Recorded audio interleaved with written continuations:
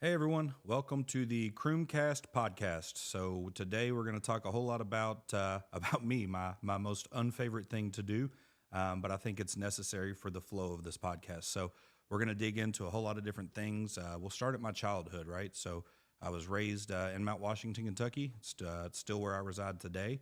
Um, Grew up. I've got two older sisters. One's 2 years older than me, Jody. The other one's 4 years older than me, Christine. Mom and dad were together till I was 12 years old. Big mama's boy. My dad was always rough around the edges, the disciplinary one for sure. Worked hard as a plumber. Used to work at a printing company called Publishers Printing back in the day. Bounced around to different plumbing outfits until he kind of started doing his own thing through like kitchen and bath remodels. So I get to experience all this growing up. Also going, with my uncle, my grandfather. They both did plumbing as well. So I've done rough end plumbing for homes, finished plumbing for homes, whole lot of repairs, cleaning out grease traps and unclogging drains in homes from roofs, you name it, we've probably done it. So kind of a cool experience growing up, right? We got to see and deal with a lot of things that, an accountant's son or an attorney's son or a teacher's son maybe wouldn't deal with on the regular. But I was blessed and fortunate enough to be able to experience this stuff. So again, grew up with two older sisters. So for the beginning stages of my life, they got to beat the hell out of me because I was the young one. Obviously, once puberty set in, the things kind of changed a little bit in the house. I started getting stronger, bigger, taller than they were. So got to play a little bit of role reversal there, right, where I got to be the bully, if you will. Until I got too big and they started getting hurt, and then dad set that straight real quick. So mama's boy through and through, pretty normal life for the most part. We had some things that happened in the family and around the family, just like probably every one of you have. But each one of those things, they really hit me in ways that each one of them had an impactful moment that I was able to carry on through with me. Seeing my grandparents growing up, they were foster parents for quite a while. And just seeing them show love and care for people that weren't their blood was probably one of the first impactful moments for me as a young child, just to see that, and it made me want to do it. So, I'd go to grandma and granddaddy's house on most every weekend, and Anthony and DeAndre would be there, and DeAndre wasn't much younger than me. Anthony was a baby, and just playing with DeAndre or holding Anthony and just watching the love that they poured into someone else's children, if you will. It was very impactful, and it made me think, man, how cool is this that I'm in a family that doesn't just look out for their own, but they look out for others. So I feel like I pulled that from my grandparents, and looking back now at all the videos and stuff, we were some poor, what you would, I guess, consider maybe hillbillies. But we had fun. We didn't know it. Our basketball goal was a milk crate that the bottom had been busted out of, screwed into a tree. And the playground, if you swing, too far, it's going to tip over. So a lot of normal things that I think a lot of people's stories have in them. I think the difference for me is since a young age, I've just always picked up on things as I went, right? A sponge, if you will, to where it's like, man, I want to take everything I can from anything, every situation, every person, and incorporate the good of that in me and the way that I see things. So I got to grow up through that. Unfortunately, back in the early to mid 90s, the culture in the area was still pretty racial in a lot of ways. And Anthony and DeAndre were African American kids. And a lot of people had an issue with my grandparents, fostering them. It ended up leading to a whole lot of stuff happening and the eventual burning down of their home while nobody was there, thank God. But they ended up losing Anthony and DeAndre because it was a hostile environment at that point. They moved and rented houses for a while. It broke their hearts. So, for me, the lesson is, man, even when you pour into others, sometimes you still get your heart broke. So be ready for that. Fast forward a little bit, they built them a new house, and they started doing respite for mentally handicapped folks, and ended up having a guy named BJ that had Down syndrome that they eventually adopted, and he became another one of their children. and being able to go over there and see him and interact with him and all the other men and women that was in their care during the respite weekends. It was super impactful. Again, they're helping other people, right? But now the opportunity that I was able to gain from that is you're helping people that a lot of the times can't communicate with you or that are difficult, right? Like it's some of the men and women were difficult to deal with. You had to bathe them or change them or feed them, and just watching that was so impactful for me. Of like, man, how cool is it that my grandma and grandpa do this? And my friends, their grandparents, I didn't feel like did it. If they did, I didn't know it. It just seemed a little bit abnormal in a good way. So got to spend a lot of time around that as a very young boy, up until, goodness, BJ passed away. I was probably anywhere from 14 to 17 years old. And my grandparents had obviously aged quite a bit from then. So after that, they kind of, stopped taking care of other people and just kind of focused on their own health. And by this time, they've got grandkids that are getting older, great grandkids that are starting coming into the picture. And we lived a lot of our lives going to Grandma and Granddaddy's house. Meanwhile, at home, we've got mom and dad, pretty normal, everyday American house, if you will. Like dad worked. Mom had the hard job of being home with us all day, every day, and managing the home, which I now know in my adult life is way worse than going out to work every day. And we were super close, me and my mom. I was the youngest. I was a boy. I was her baby. And, as everything said, the mama's boy has always got a special place, and I definitely did. And as we continued to get older, I was 12, my sister's was 14 and 17. I think Christine had just turned 17, or she was close to it. Christine's got a boyfriend. Some crazy stuff happens. We can get into that maybe a little later. But my parents ended up splitting up, and it wasn't a good divorce. And my mother left, and Dad got full custody of me and my sisters. We got to keep the house and so on and so forth.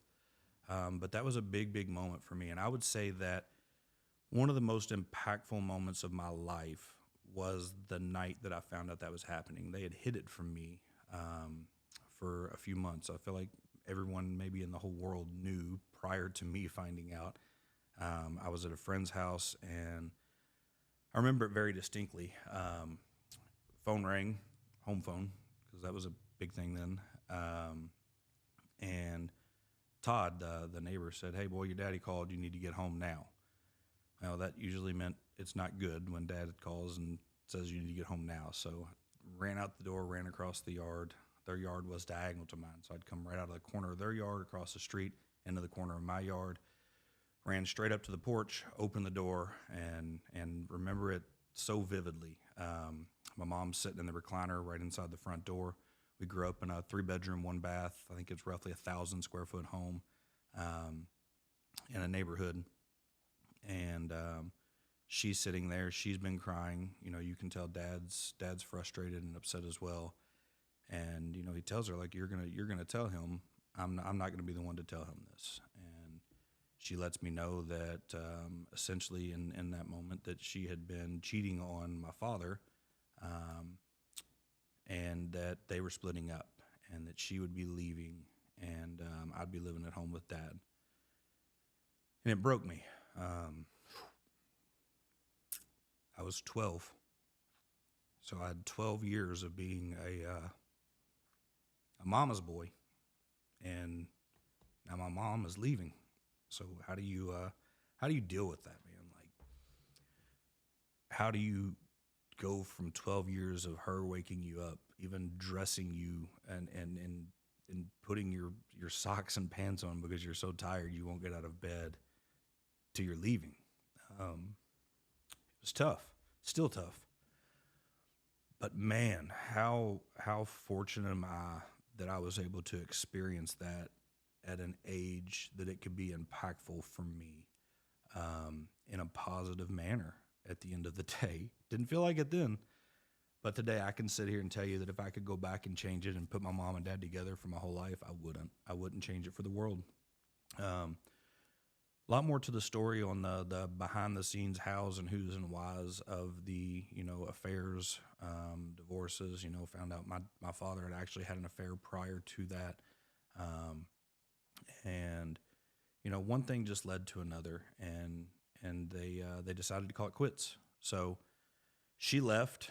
My dad loaded us into his Jeep and drove me and my sisters to the gas station up in town. And that wasn't normal, right? It was a school night. You don't do that stuff.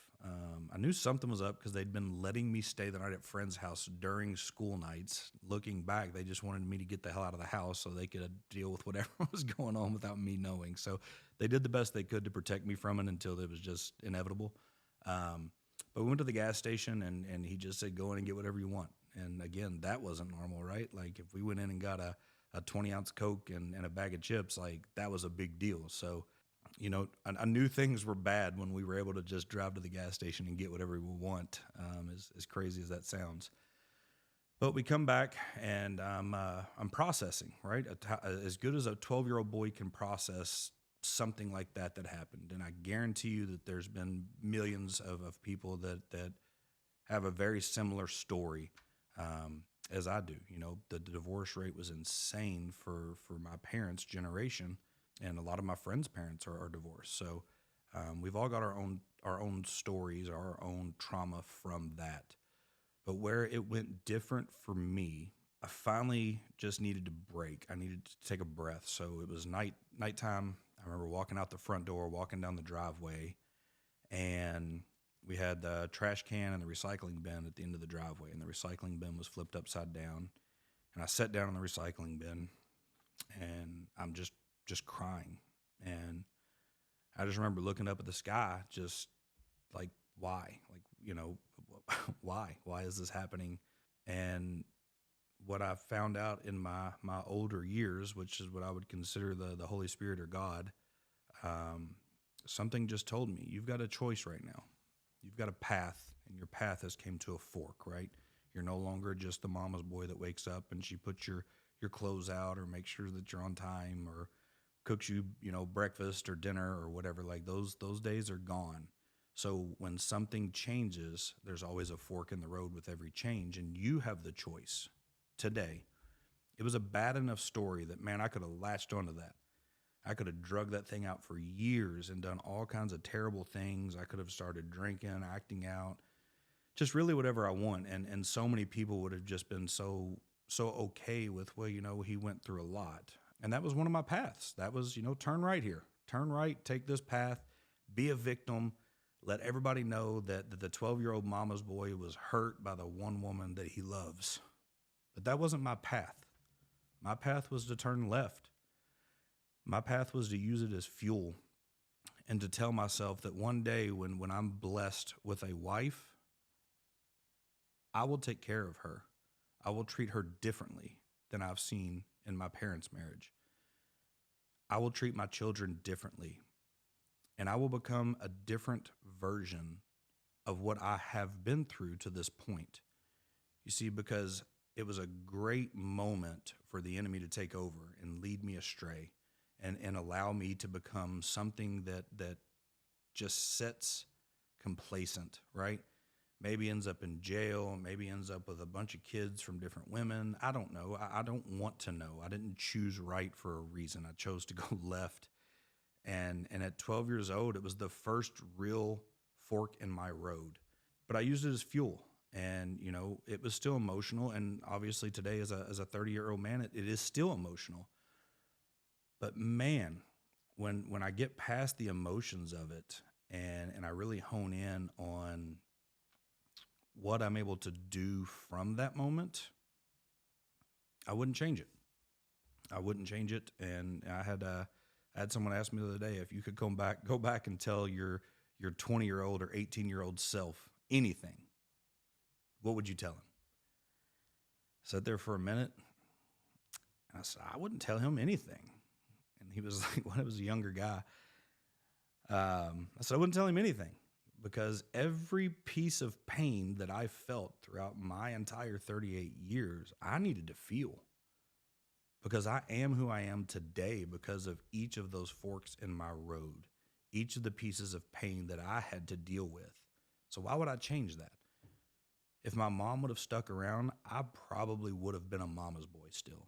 I probably would have leached off of her. I probably would have let her dress me, get my clothes out, cook for me, clean for me, all of the things, right, that a mom is supposed to do. Um, but because she wasn't there, I didn't have that. So I had to figure it out, right?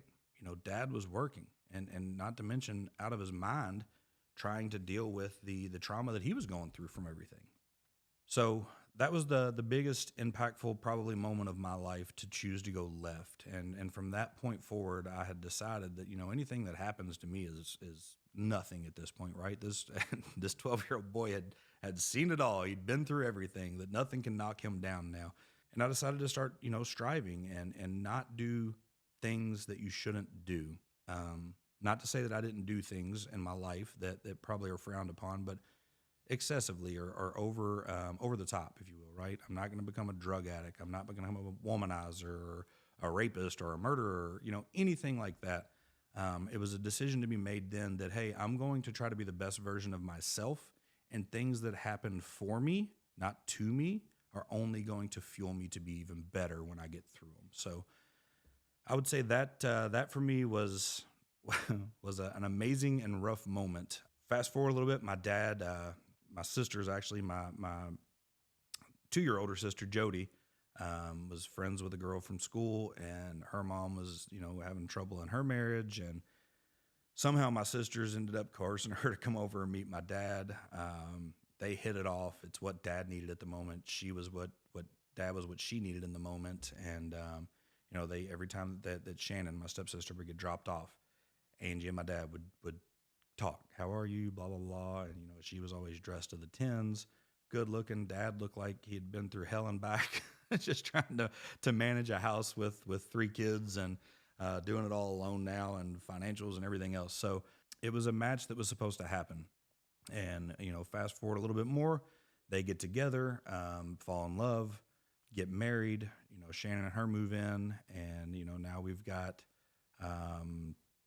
let's see, six of us living in a 1,000 square foot home with 3 bedrooms and 1 bath. So lucky me, I'm the only boy still, even with step siblings. I'm the only boy, and I am still the youngest. So as dads will do, or my dad did, hey bud, your new bedroom is the pull-out couch in the living room, and we bought you a cardboard dresser to go in the hall closet for all of your clothes. So that was me. I'd get up every morning for school, go in my closet, and there was cats. My stepmom had cats that she brought, and they would always piss on my clothes in the closet for some reason. So that was sucked. I don't like cats even today because of that. Get dressed, get everything ready, unmake the bed, fold the bed up, make it a couch again, go to school, come home, do everything, and then get your bed ready to go to sleep. So whole lot of character building throughout all the trials and tribulations. But still wouldn't change at all. If I could have gave that kid a California King bed and a 10,000 square foot bedroom, I wouldn't. I just wouldn't, because it was needed. It was needed to continue to build the man that I am today. And I keep hoping. I pray for pain.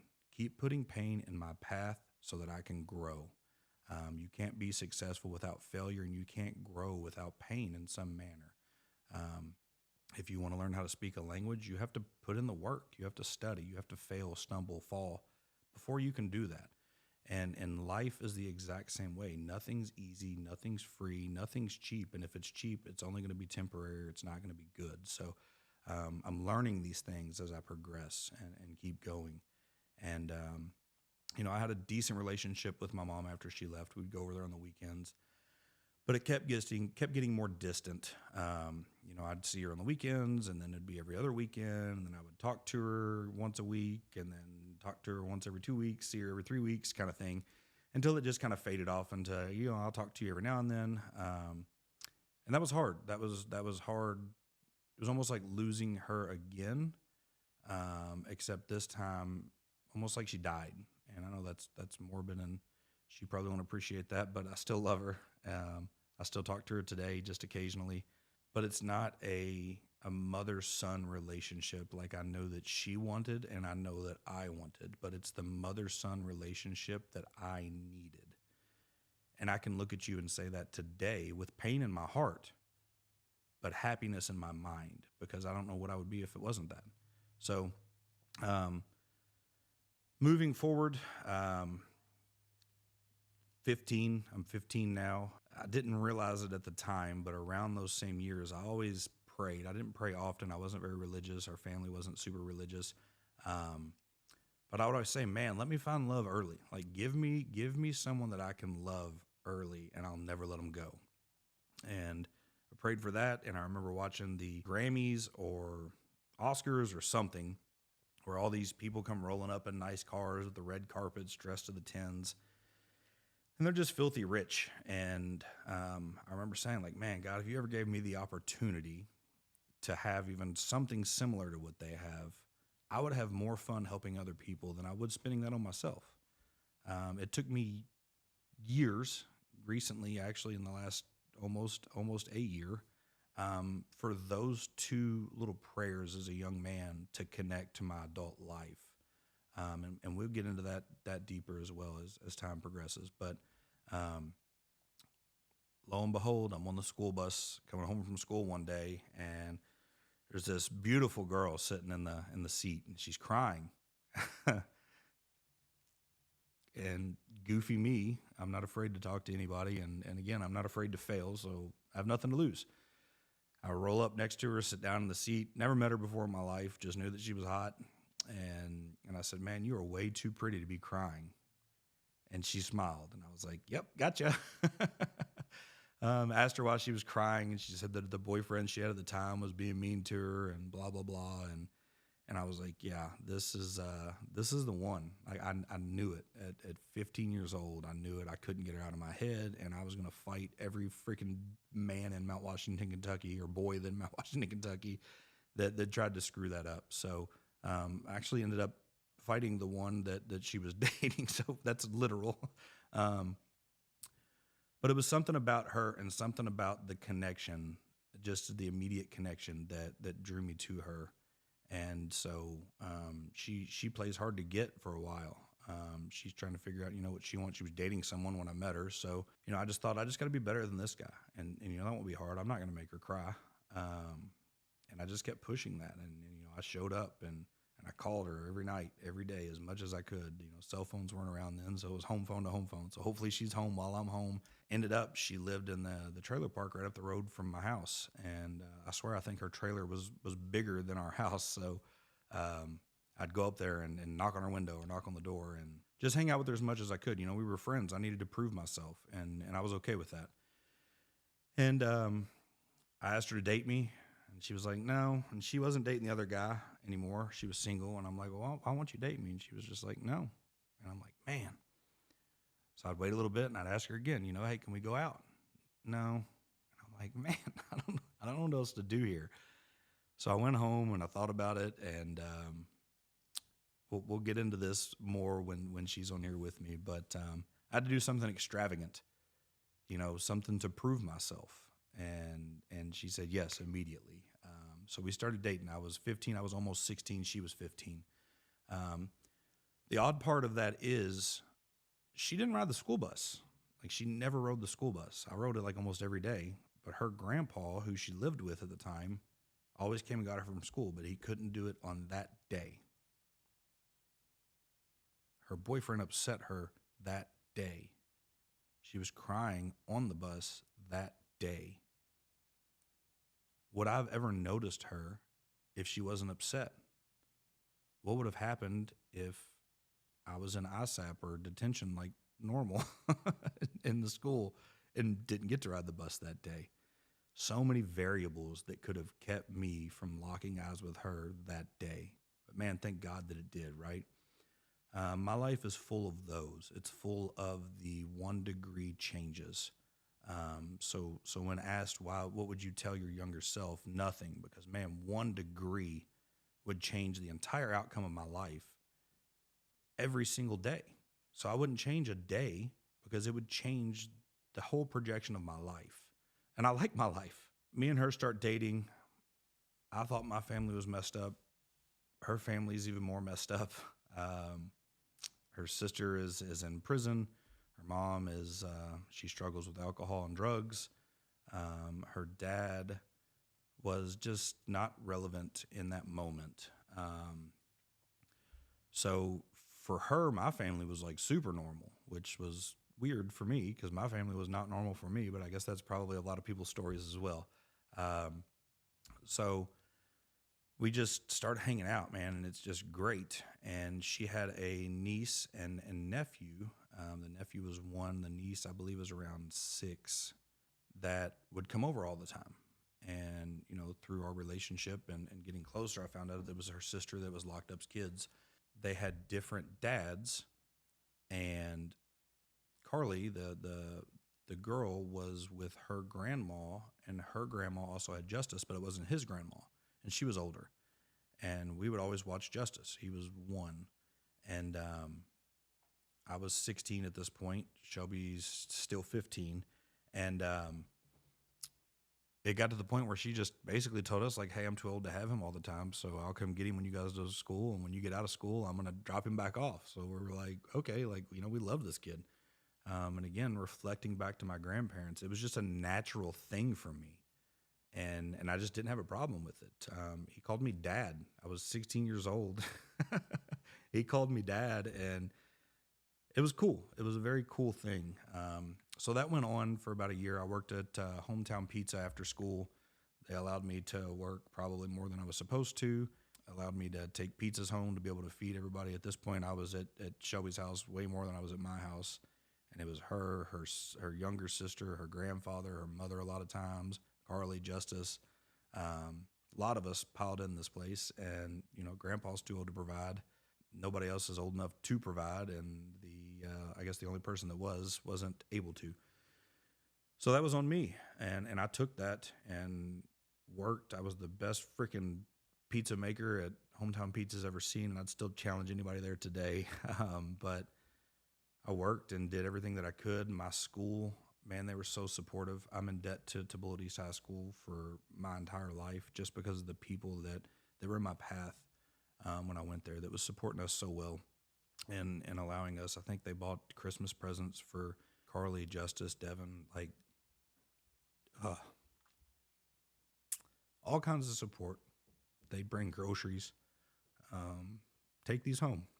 They knew what we were doing, allegedly, and they helped. Because the alternative to that was Justice going somewhere where people he doesn't know have him. And we were responsible. We were good kids. And how fortunate am I that I got to experience that young, because it taught me a lot.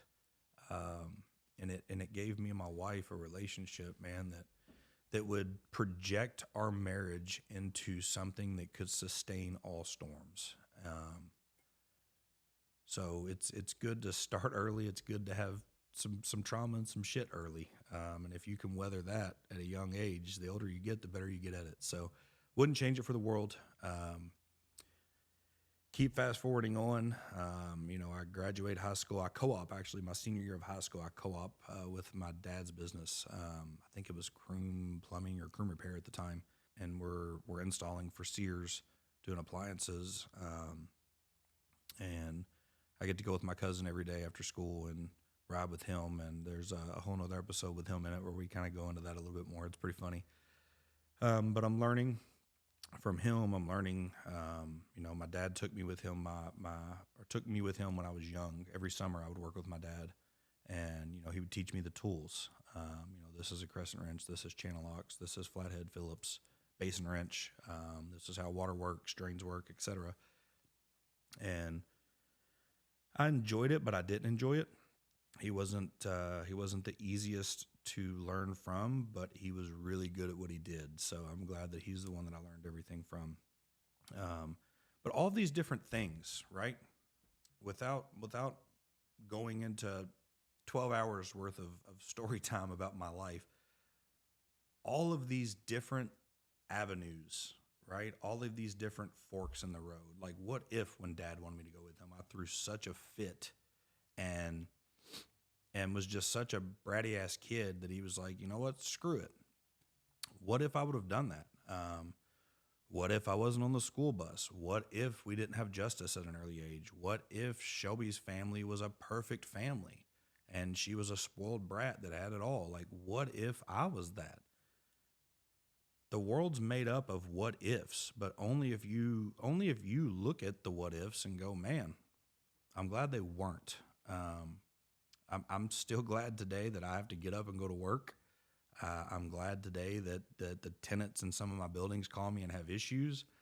I work best under pressure, and when things start going crazy in the business, I lock in and I perform better then than I do when there's nothing going on.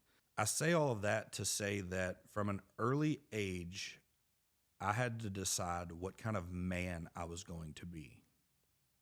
I didn't have to become a man just yet, but I had to decide what kind of man I would eventually become.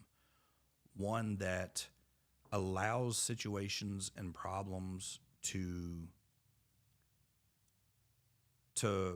turn you into a negative person or a bad person or a person that's always looking or trying to find, I just don't know who I am. I don't, I don't know how to do this. There's so much, it's so hard. There's so many people out there like that. And if you're one of those people, I sympathize with you. I do. And you've been turning right your entire life. At the next fork, make yourself go left.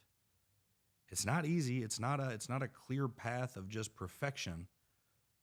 But if you turn left and you stick to that path, it's so much better. Don't be the victim in your story anymore. Be the key character. Be the star of your story, not the victim or the villain.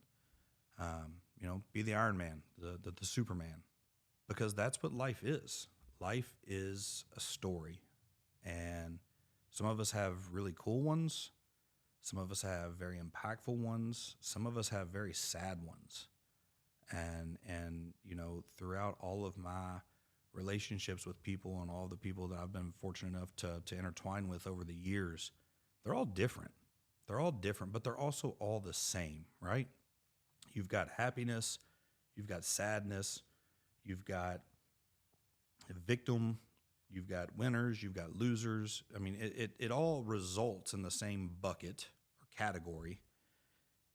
It's just the story getting there. So I challenge everybody that left is hard to do. When you turn left, it's not easy, right? It's much easier to pick up that bottle. It's much easier to smoke that joint or to take that pill, right? Because that makes your problems go away for a minute, right? Until it becomes the problem, but then it's too late. Turn left and face the problem. Work through the problem, push through the problem, learn from the problem. That's the key. What did you learn from your pain? What did you learn from the hurt, the guilt, the failure? That's turning left. Anything else is right, and you're not going to grow from it. So you're wasting time, and time is the really only thing we have. You can't buy it. You can't make it. You've got the richest people in the world that die, and they could buy anything, but you can't buy time. Turn left at every opportunity and watch what God does in your life. So we'll keep rolling through a little bit. Sorry, that went a little vague and then a little deep.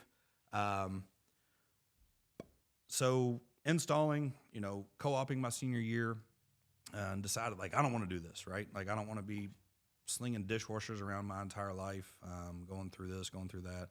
I don't want to be an installer till I'm 65 years old or 70, waiting for Social Security to take over, and then the paycheck to paycheck life. That wasn't me. I had learned, right? I had been doing that. I had been walking down that path and seeing people on that path. I wanted a different path. I was going to college. You know what? I don't need this. I'm gonna install. I'm gonna go to college at the same time. I'm gonna become a computer engineer. I'm a nerd. I like tech. I like all things gadgetry. So that was my jam. And I started going and doing that, and I'm learning But man, a lot of the stuff they're teaching is like phased out or replaced already, right? Like, how do you fix a hard drive? Like, who cares? They're $50. Go buy one. So I was kind of worried there. And then I started watching people that I had met there graduate, right? And they were in their bachelor year, so they were getting their bachelor's in computer engineering or networking, whatever they were going for, and they were getting placed. The college would help you get placed, and they'd come back and they'd be like, "Man, I landed a job. It's great. I'm making like $20 an hour." And I'm like, "What? $20 an hour?" And they're like, "Yeah." Was that just like the intro, or? And they're like, "Oh, I mean, I can get higher, over time." And I'm like, "Oh, cool. So there's no cap out, right? Like, sky's the limit." And they're like, "No, no, no. If I stay there for like 6 or 10 years, I could get up to like $28 an hour." So I go home and do some simple bullet counting math, and I'm like, $28 an hour. I'm making that right now, maybe more if I worked a little harder. So I was like, yeah, this isn't for me. So not to say college isn't great, because it is. It's needed. We need people with degrees, but it's not necessary to be successful. So I left there and went back to installing full time, and just kept digging in and finding people and sponging and learning, right? Sponging, learning, not sponging like give me all your free stuff. Until I was starting to figure out the fundamentals of business and seeing my father's successes, but also paying attention to his failures. I got to meet a guy named Kenny Lanham, and he will 100% be on this at some point soon, and we'll go into how we met. But it was something I needed that I didn't have, that I was trying to borrow from Lowe's, who we were installing for at the time, and just again, man, right time, right place. I said the wrong things that led me to the right answer. And through him seeing something in me, he challenged me to kind of grow the business a little bit while my dad was running it, and challenged me to get survey scores, right? Like, so everything's surveyed to see if you're good or bad at what you do. I'll give you a little bit more, but you show me that you can increase. And we were doing it, and it just started working, and we were able to start bringing people on, and it got to the point to where I was kind of leading the company, and bringing people on and dealing with Kenny and dealing with Lowe's. And fast forward, man, we've got to break this into several pieces, because a lot of these people are going to be on here, and I want to hear their version of the story, through their lens. But there's so much to learn. There's so much to learn between the relationships, the work ethic, the can-do attitude, right? My big catchphrase or tagline is, anything's possible when you take the blinders off. And every person that I bring in here, and every story throughout my life, will be true to that. From the age of 12 on, when you take the blinders off, anything is possible. And I'm living proof of that, and I want to share it with you.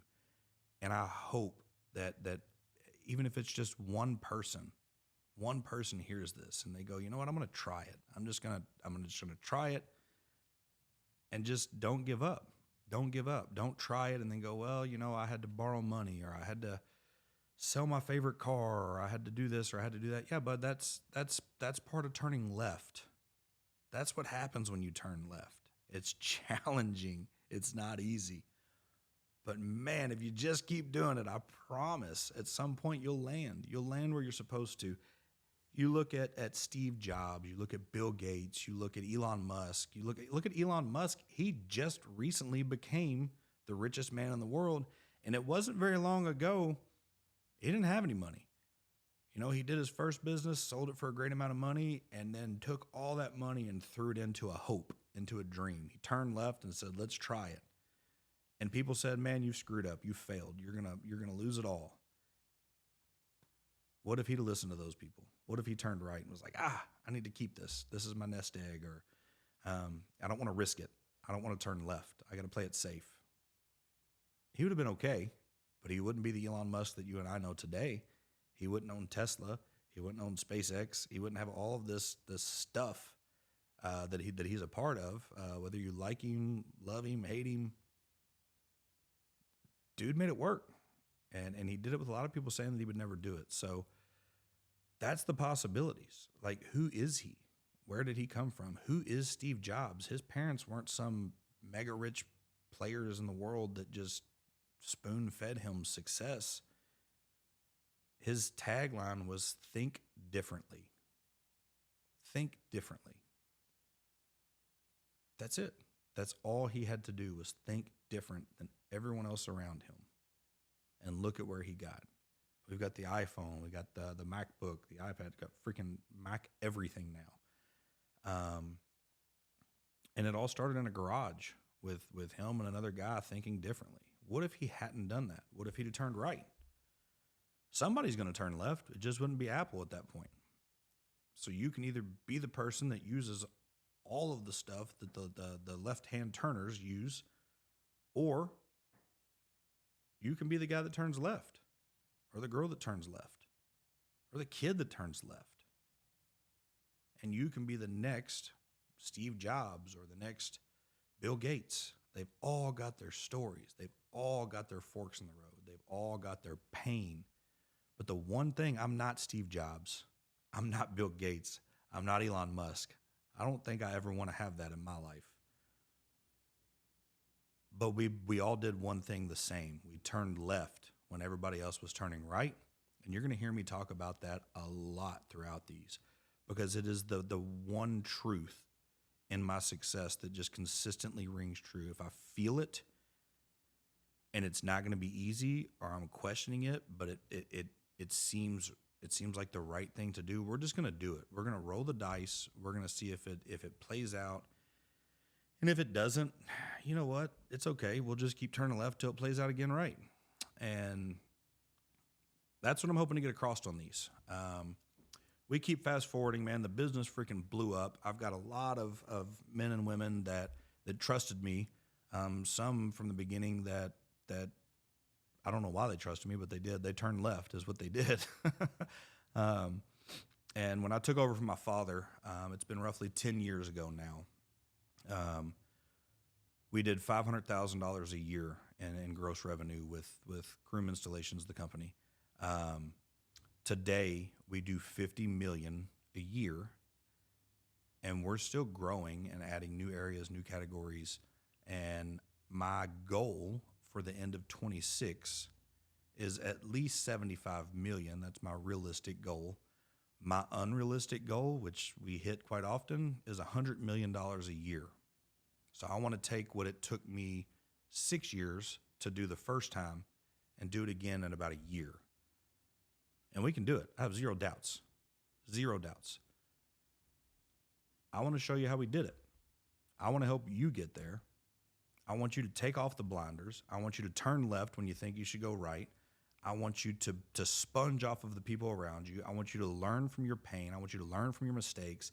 I want you to become someone that you can look back one day and go, man, I'm so glad I went through all of that shit. And when somebody asks you, if you could go back and tell the younger you one thing, what would you say? I want you to be able to say, I wouldn't tell him anything. I would not tell her anything, because I'm glad I went through every bit of it. It sucked. At times it sucked. Man, look at where I'm at because of it. Look at what I have because of it. Look at the relationships that I have in my marriage. Look at the relationships I have with my friends and my family and my colleagues, right? The relationships I was able to gain just because of where I've gotten to, right? The relationship I'm hoping to build with everyone watching this. Man, look how cool that is. I don't feel like I deserve to be here. I don't feel like that this is something that, I wrote enough checks in life that now I can get in front of this camera. And I don't ever want to feel like I deserve to be here, sitting here talking to you like you should listen to everything that I say. Because if I ever felt that way, I'd forget all of the boy and the man and the trials and tribulations that I've been through. I don't have a clean path. I don't have a silver spoon. I don't have a helicopter that I'm going to fly, town to town. I'm hoping that'll happen. That's the end goal. But I don't have that right now, but I'm still going to sit here and tell you I'm doing pretty damn good in my life. And looking even outside of the money, the success, the impact, the relationships, and the things that go through my heart and my mind, I just want to tell people about it. I just want them to hear my story, and I want them to hear all of the other people's stories that helped me get there and that impacted me along the way. From Bullitt East High School, at some point I might be crazy enough just to ask my mom to be on here. My dad will be on here. So many people, and they're going to have a whole different viewpoint on this that's going to help you, because I guarantee you've got a Mama Joe from Bullitt East High School somewhere in your life. And maybe hearing my Mama Joe tell you about her lens upon my life will let you see that you have that same relationship with someone from your past as well. And then you can grow from it. It's all about growth. It's all about the mindset. It's all about taking the blinders off and allowing yourself to believe that anything is possible. So I appreciate everyone sitting here and or standing or driving or whatever it is that you're doing right now, listening to me go on and on. I hope you gain something from this. I can promise you over the next several episodes, there'll be a lot to learn. You'll connect with so many of my guests. You'll connect with my story. You'll connect with the pain, the laughter, right? Just everything. It's not all bad. There were so many moments that were good and funny. And especially as I start bringing in my field managers and my office crew and all these other people, guarantee you there'll be a lot of laughs, a lot of stories that I'm not going to be excited about getting out, but it's who made me me. So I'm okay with it. So I appreciate you guys. We'll see you next time. And remember, anything is possible when you take off the blinders. Thank you for tuning in to the CrumeCast podcast. We're excited to continue to share our story with you.